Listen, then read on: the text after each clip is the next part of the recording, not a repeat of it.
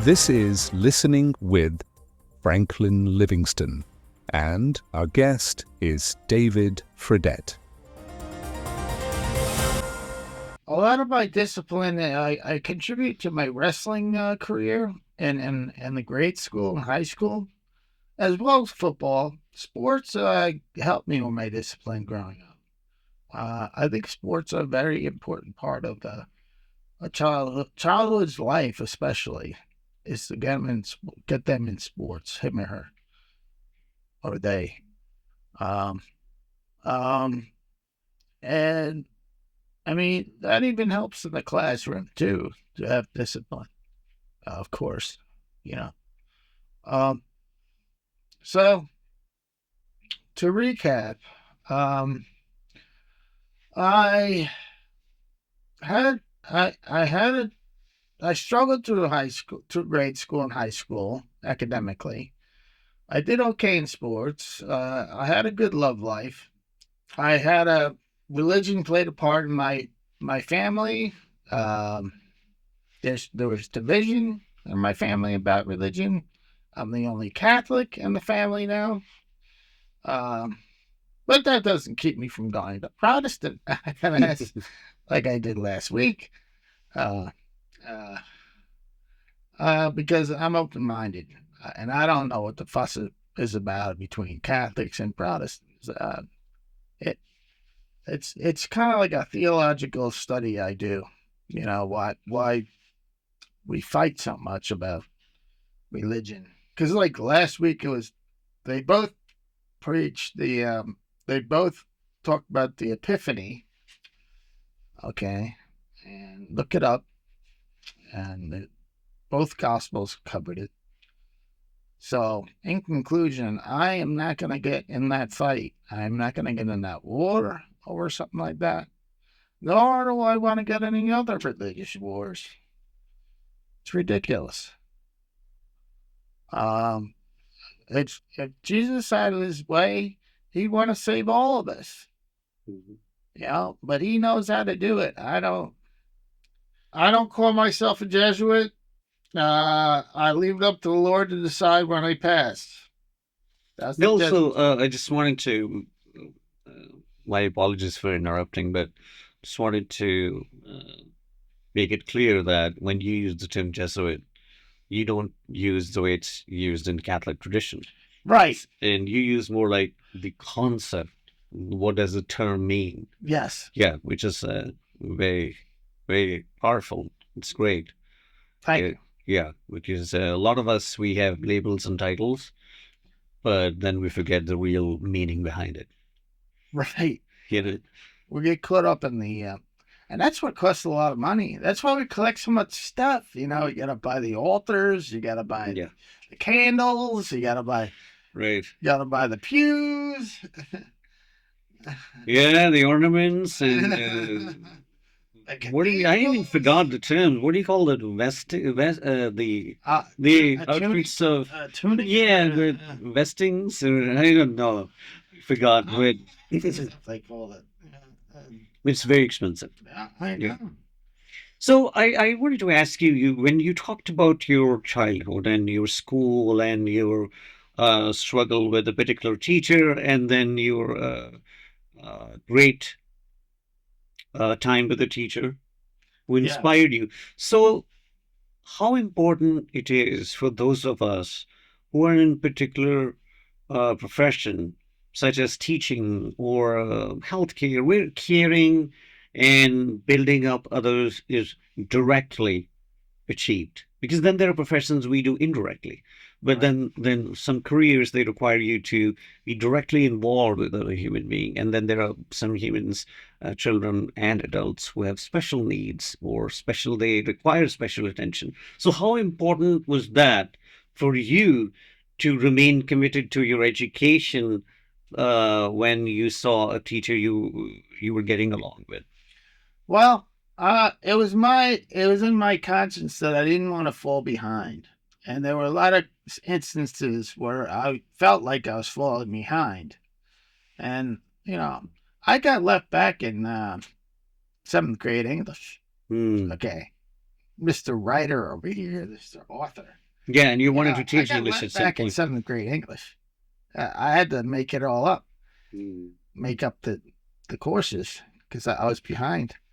But yeah, that kind of I wanted to graduate. You know, some people don't want to graduate, so they Mhm. leave. You know. I So it's like what I'm hearing is it's two-way traffic. yeah, You have to work on yourself too toward your goal, right, and then someone godsend comes alongside and helps you. But first, you have to keep your focus straight. You right. should know where you're heading to. There's a lot of distractions along the way. Mhm. I assure you, um, all the way there's distractions. You didn't have social media then, did you? It must even be harder now with Yeah. social media. Yeah. Where, I mean, I was Generation X. We know how to write script. That's By hand, you mean? yeah, script. So without timing. Oh, okay. Write letters. Write letters. Yeah, yeah. That's a beautiful thing to write your little one a letter, handwritten letter. Did you do Yeah. that? I haven't done it in a while. In a while, okay. Yeah, You but used to do I would those. appreciate one. Okay. I would definitely appreciate a handwritten letter. Uh-huh. Yeah. So then there was an event you mentioned.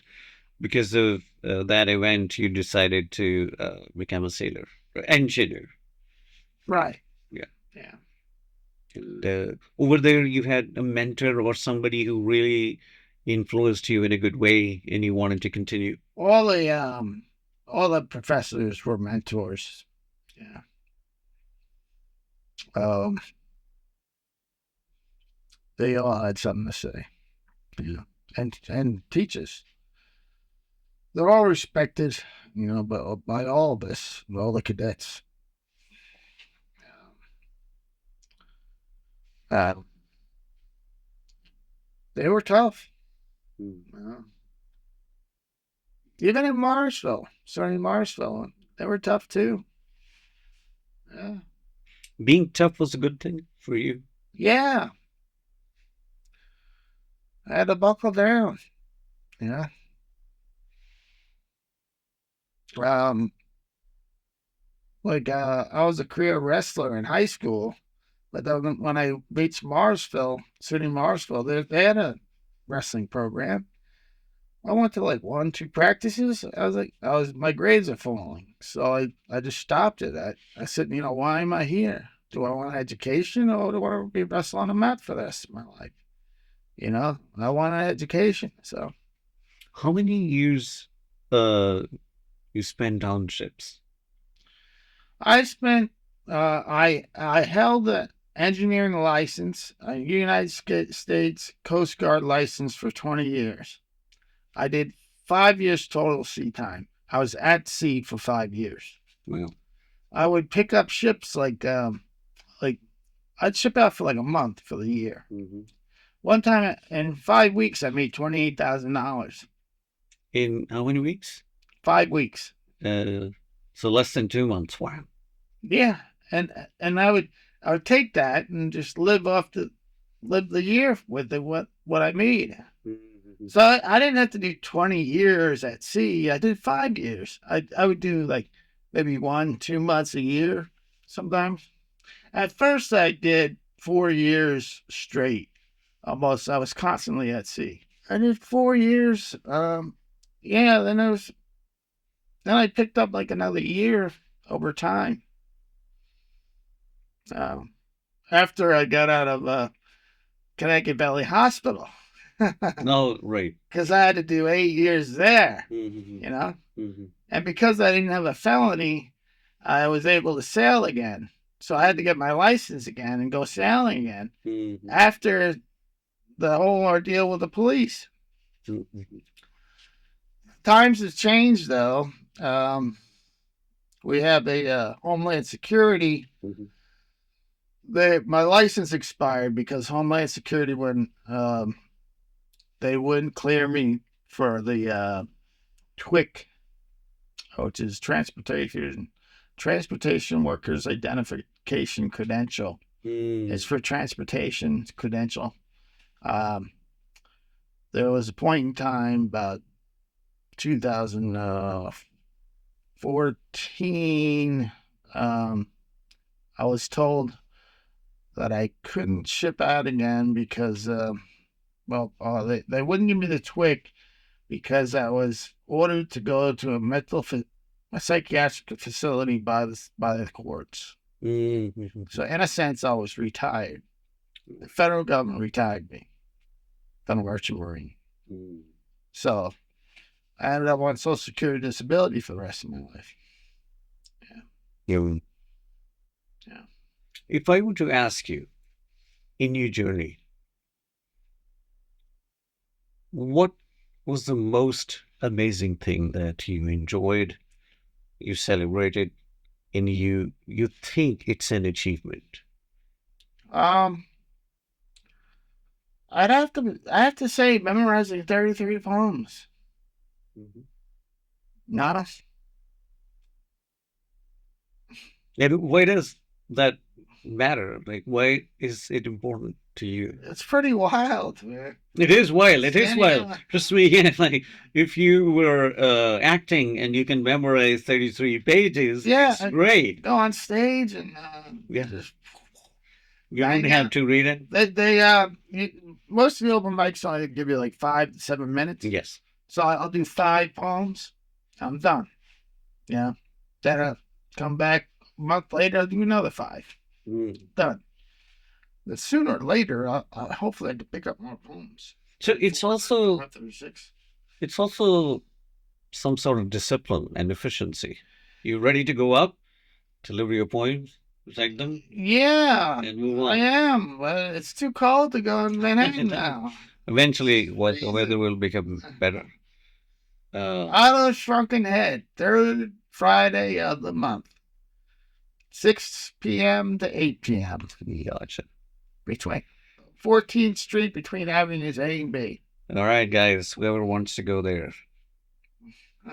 So, what if I were to ask, what are your regrets? What did you lose? No regrets. No regrets. I did everything I could. There were disappointments.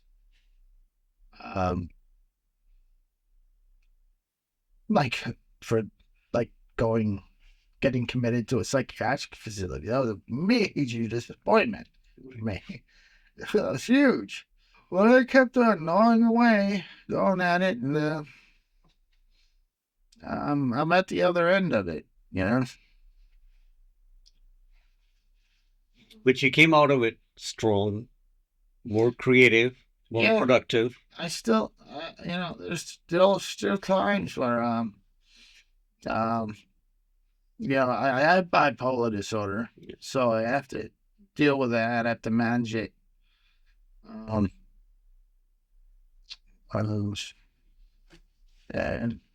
I just have to keep taking my medication and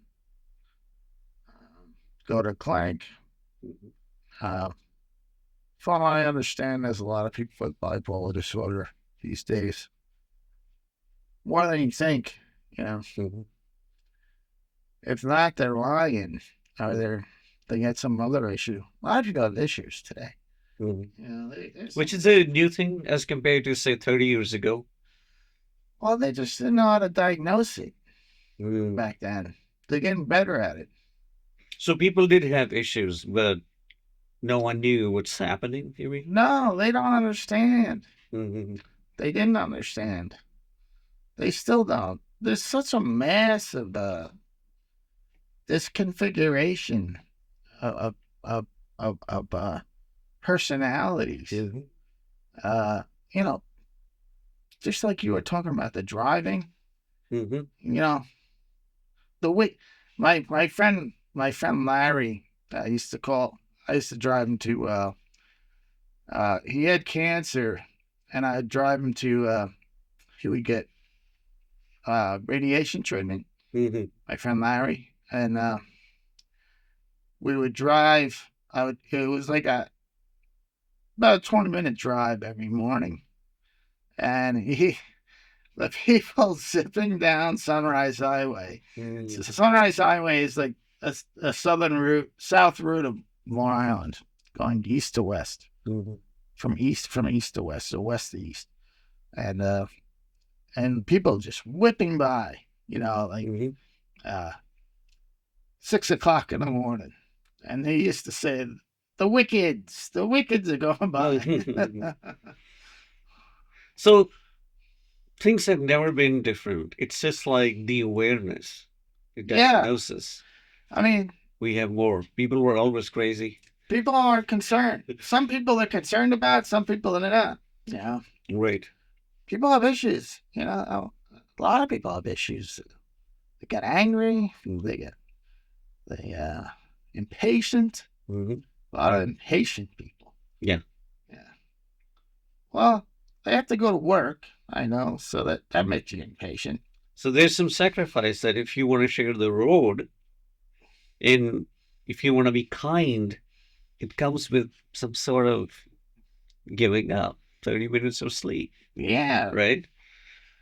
Maybe I wouldn't begin to diagnose that problem. I mean, well, first of all, they shouldn't be drinking the night before. Yeah. Yeah, or smoking weed the early morning before driving. Yeah. Get up. If you have to be at work at I don't know, 8 o'clock, get up at 4 o'clock. Have some coffee. Go to bed early. I'm used to not go. Being on the ship as an engineer. First of all, engineers don't sleep. They get power naps on the ship. We get very little sleep. Maybe at the most like 6 hours. Okay. But I've been on times when I went 5 days without sleep. Oh. When I worked at the Port Jefferson Ferry, Bridgeport, Port Jefferson Crossing, I would have to get up for the 6 o'clock launch. I'd have to get up at 3 o'clock in the morning. Now, I'm not complaining. It conditioned me. I wake up at 3 o'clock in the morning now. But I go to bed at like 8 o'clock, 7 o'clock in the evening. I'll get up at 3.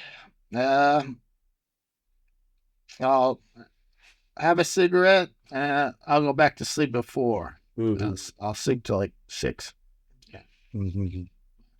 So certain professions, when people develop work ethic or schedule, in general, we were talking about social media at lunch. Yeah. So do you think that the way people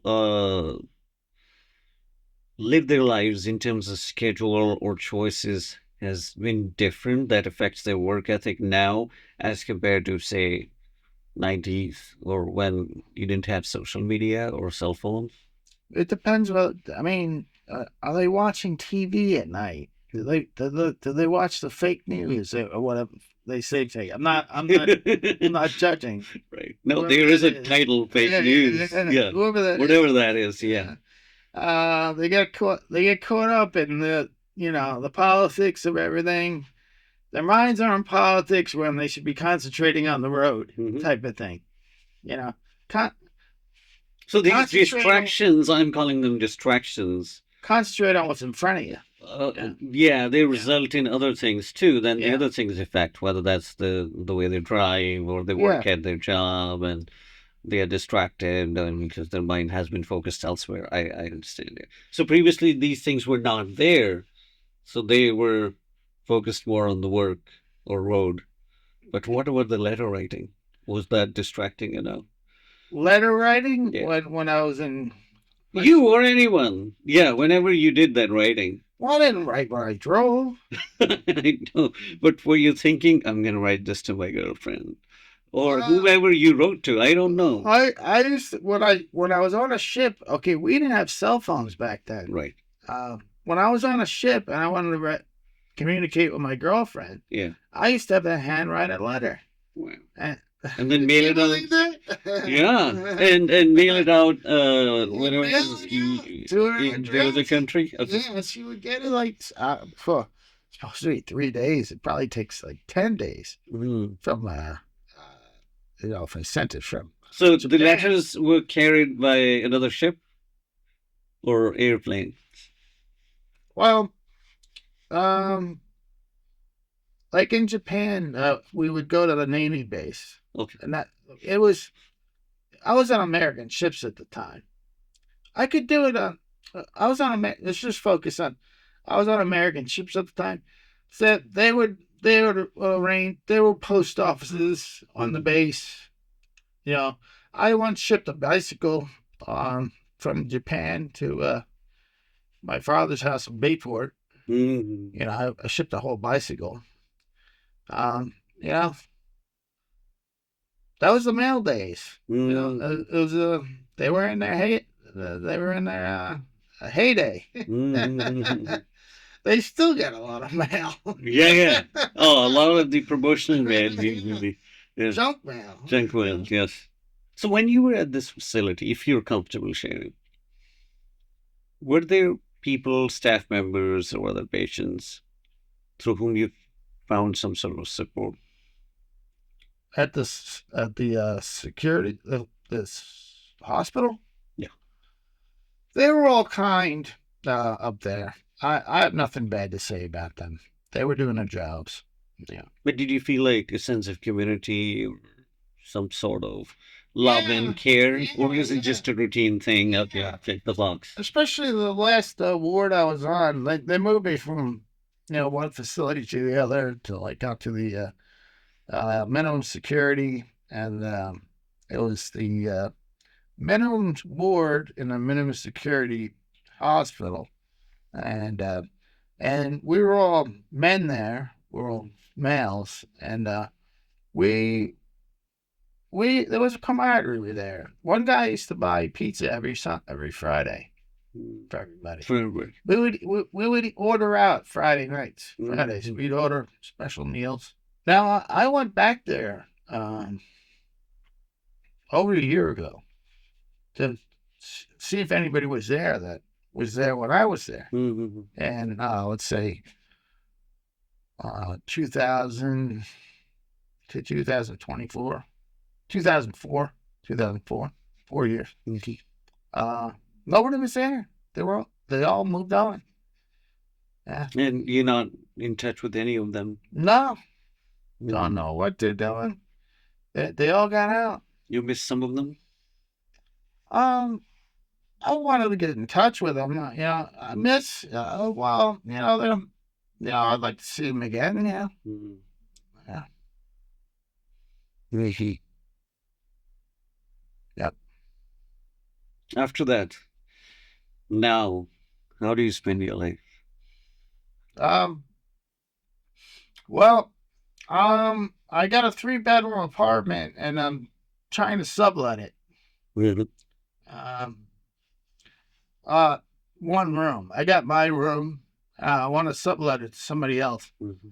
So that's what I'm working on now, just to supplement my costs. Right. Yeah, because it's costing me a pretty penny right now. Mm-hmm. I'm able to stretch my income out to cover it, but it would just be a lot easier if I could just get one more guy in there, pay the other half of the rent, and then it'd be okay.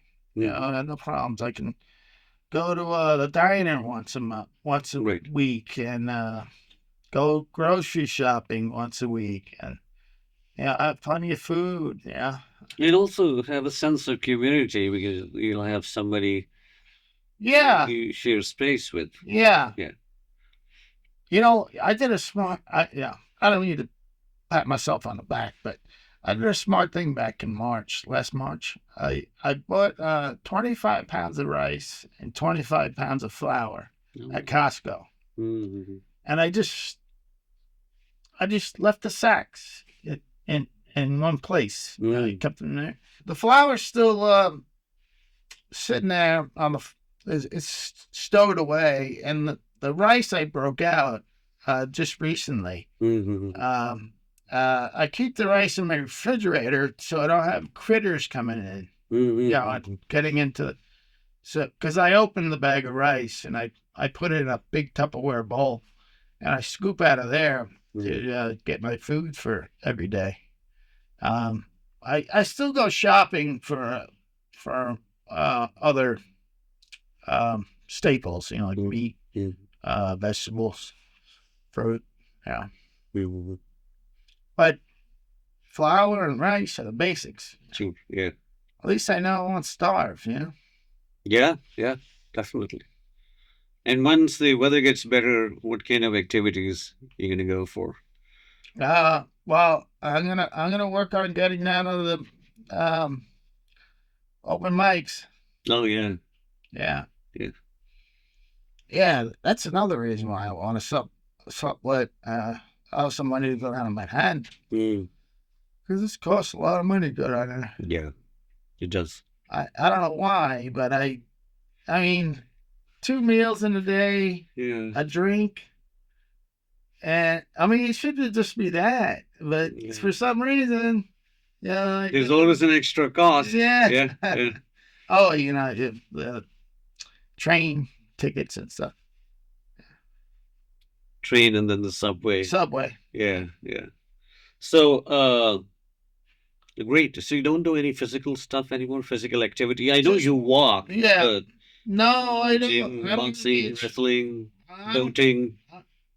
I float. I don't boat or swim. Oh, you float. Because I got the fat. The fat keeps me afloat. Great. So see, if you're stuck in the ocean in the water, you're better. Well, let's just count out the sharks for now. You're better off just floating instead of swimming. Sure, I didn't know that. Okay, good to know. You have to have a belly, right? So you could float. Great. Anything else you'd like to share with us today? I can do a poem. Sure, please. Titled Winter. Winter. Okay. And it goes, cold is the opposite heat. Winter blasts of blizzard warnings and long dark mornings cast the spell of dry wit and empty fists as I drown the horrors my future presents. Cast in faith, gray between night and day, I fetch another log with my hard-earned pay. Gather up twigs of my discontent, strike up some new ideas with the last match spent. On time I barred from New Year's. Now I'm out. While sources attracted to sink, I still need a blanket. Beautiful. And it is in one of these books? Yes. Oh, beautiful. Okay. It's in cartoons. Oh, cartoons. Cool. Thank you so much, David. You're welcome. Thank you for coming. Thank you for spending time with us. It was really a pleasure getting to know you, your work, your journey, your faith, your strength, and whatever you did in this life is remarkable. Thank you. And I'm assuming that you'll be inspiration. You are inspiration to a lot of people. Oh, that's good to hear. It's nice to hear that. I don't hear that often. Thank you. You're welcome. All right. Amen.